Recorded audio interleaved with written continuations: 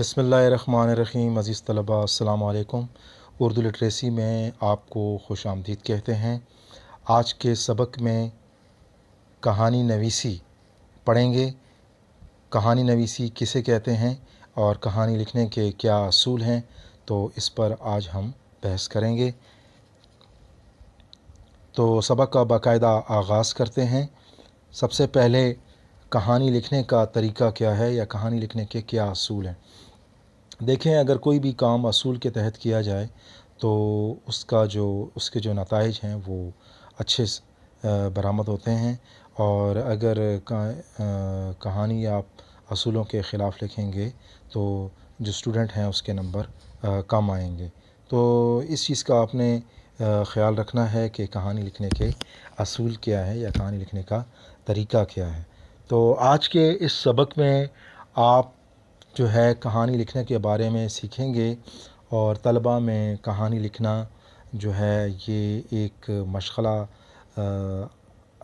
समझा जाता है।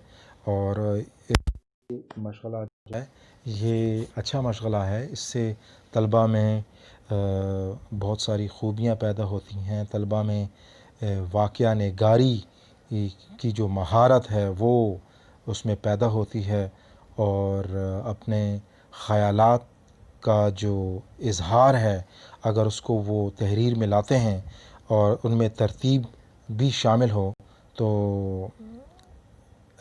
ये चीज़ें सारी जो हैं वो तलबा में पैदा होती हैं। तो अब हम सबक की तरफ आते हैं कि कहानी किसे कहते हैं। कहानी हिंदी ज़बान का लफ्ज़ है। कहानी गुज़री हुई बात, किस्सा, दास्तान को कहते हैं। अब हम कहानी के लिखने का तरीका वो क्या है उसकी तरफ हम बढ़ते हैं। सबसे पहले जो है वो मैं आपको बता दूं कि कहानी जो है उसको 3 मराहिल में तकसीम किया जाता है। पहला मरहला जो है वो आगाज़ का होता है जिसमें किरदार और मकाम शामिल होते हैं। दूसरा मरहला जो है वो उरूज है जिसमें वाक़या शामिल होता है। और तीसरा और आखिरी मरहला इख्तिताम होता है जिसमें हम कहानी को मंतकी अंजाम तक पहुंचाते हैं। तो सबसे पहले जो है वो जो मरहला है वो आगाज़ है। आप कहानी का आगाज़ जो है वो कैसे करेंगे, तो इसके ऊपर हम बात करते हैं। कहानी का आगाज़ जो है वो आप जब आप करेंगे, तहरीर करेंगे, तो सबसे पहले जो है किसी जगह का नाम या मकाम का नाम जो है वो बहुत ज़रूरी है।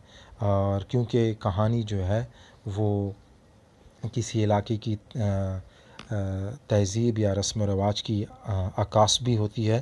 तो आपने मकाम ज़रूर लिखना है कि जैसे पाकिस्तान के जंगल में, कोई काफ के पहाड़ों में, इस तरह कोई भी मकाम जो है वो आप लिख सकते हैं। फिर इसी मरहले में फिर किरदार आता है। किरदार की जो तस्वीर कशी आपने करनी है, यानी किरदार की जो खूबियां हैं वो आपने बयान करनी है कि आपका जो ये किरदार है ये किन खूबियों का मालिक है। तो कहानी में बुनियादी तौर पे 2-3 किरदार लिखे जा सकते हैं जिनमें एक किरदार जो है उसको मरकज़ी हैसियत हासिल होती है और सारी कहानी जो है वो उसी के इर्द गिर्द घूमती है। तो आपका ये जो मरकज़ी किरदार है ये खूबियों का मालिक होना चाहिए, क्योंकि ऐसे किरदार को बहुत पज़ीराई मिलती है, पसंद किया जाता है, सराहा जाता है। तो जो लोग सच बोलते हैं, जो लोग बहादुर होते हैं, जो लोग दूसरों की मदद करते हैं, तो ऐसे हौसलामंद होते हैं, जुर्रतमंद होते हैं, निडर बेबाक होते हैं, ऐसे लोगों को पसंद किया जाता है। तो मेरी तलबा से गुजारिश है कि आपके किरदार में ये खूबियाँ ज़रूर शामिल होनी चाहिए। और फिर अगला जो मरहला है वो आता है जिसको हम दूसरा मरहला कहते हैं, वो है उरूज।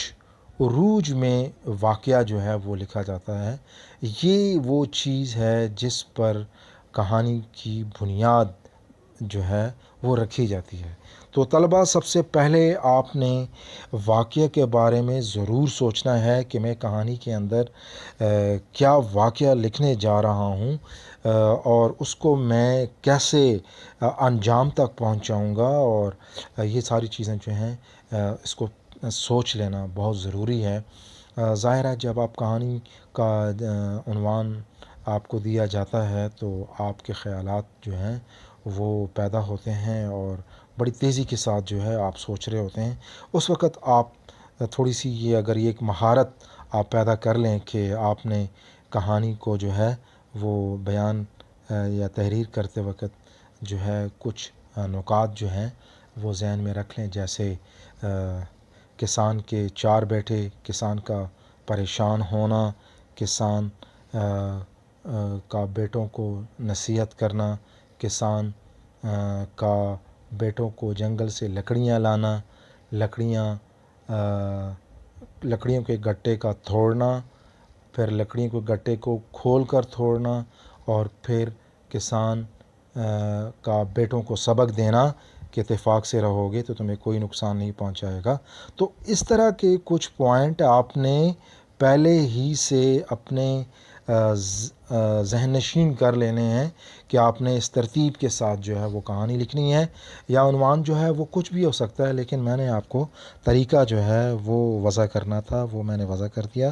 تو اس پر آپ توجہ دیں کہ آپ کے جو واقعہ ہے اس میں ترتیب ہونی چاہیے، تسلسل ہونا چاہیے، ربط ہونا چاہیے، تاکہ بات سے بات نکلے اور سمجھ میں آئے اور ہم کسی منطقی انجام تک پہنچ سکیں۔ تو یہ چیزیں بہت ضروری ہیں، اور یہ جو ہے یہ آپ مشق کریں گے تو آپ کے چیز جو ہے وہ اس میں ڈیولپ ہوگی اور اس میں امپرومنٹ آئے گی۔ اور اب ہم کہانی کے اگلے مرحلے کی طرف بڑھتے ہیں، وہ ہے کہانی جو ہے وہ اختتام۔ تو اختتام جو ہے کہانی کا یہ بہت ضروری ہے، اور اگر آپ اختتام نہیں لکھیں گے تو آپ نے جو اب تک آپ جو کوئی بات کر رہے ہیں اس بات کا کوئی مقصد ہی نہیں ہوتا۔ دیکھیں، ہم زندگی میں جب بھی کوئی بات کرتے ہیں تو اس بات کا کوئی نہ کوئی مقصد ضرور ہوتا ہے۔ بے مقصد بات کو کوئی بھی پسند نہیں کرتا اور نہ ہی اس کو سراہا جاتا ہے۔ تو جو مقصد کی بات کرے گا، دلائل کے ساتھ بات کرے گا، اس کی بات کو سمجھا جاتا ہے، اس کو سنا جاتا ہے۔ تو آپ نے واقعہ لکھ کر پھر کہانی کو اگلے مراحل میں داخل کرنا ہے، اور وہ ہے اختتام۔ آپ کی کہانی کا سبق ہونا چاہیے، آپ کی کہانی کا اختتام جو ہے وہ معنی خیز ہونا چاہیے، آپ کی کہانی کا اختتام نتیجہ خیز ہونا چاہیے، جس سے ہم کوئی سبق اخذ کر سکیں۔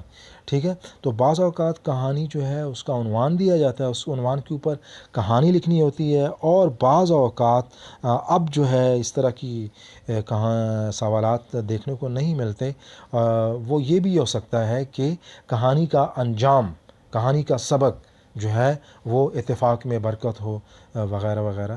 تو دو طریقوں سے کہانی جو ہے وہ سوال بن کر آتی ہے۔ ایک یہ ہے کہ کہانی کا عنوان، اس عنوان سے کہانی لکھیں، یا اس انجام کی کہانی لکھیں، جیسے سچ میں برکت ہے، وغیرہ وغیرہ۔